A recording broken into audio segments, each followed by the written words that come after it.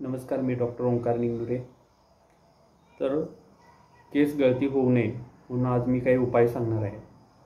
केस गळती होऊ नये म्हणून रात्री एक ग्लासमध्ये 4 बदाम 4 अंजीर भिजत ठेवावे व सकाळी त्याचं सेवन करावं।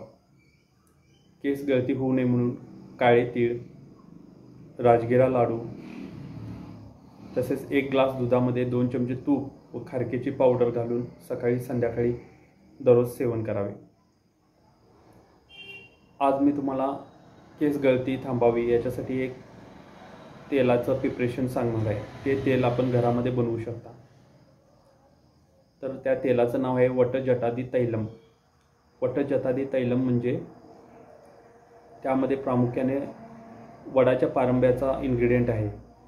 वडाच्या पारंब्या, माका, भृंगराज, भीमसेनी कापूर, मेहंदी, तुळस, जास्वंदाची फुलं, मोरावळा हे सर्व घटक खोबरेल तेलामध्ये घालावे। खोबरेल तेलामध्ये हे सर्व घटक घातल्यानंतर उकळून घ्यावे। उकळून घेतल्यानंतर सर्व औषधांचे गुणधर्म त्या तेलामध्ये उतरतात। ते तेल गाळून घ्यावं व एका काचेच्या बरणीमध्ये ठेवावं व हे तेल सकाळी व संध्याकाळी झोपताना केसांच्या मुळाशी दररोज हलकीशी मालिश करावी। याच्यामुळे आपली केस गळती नक्की थांबेल। थँक्यू।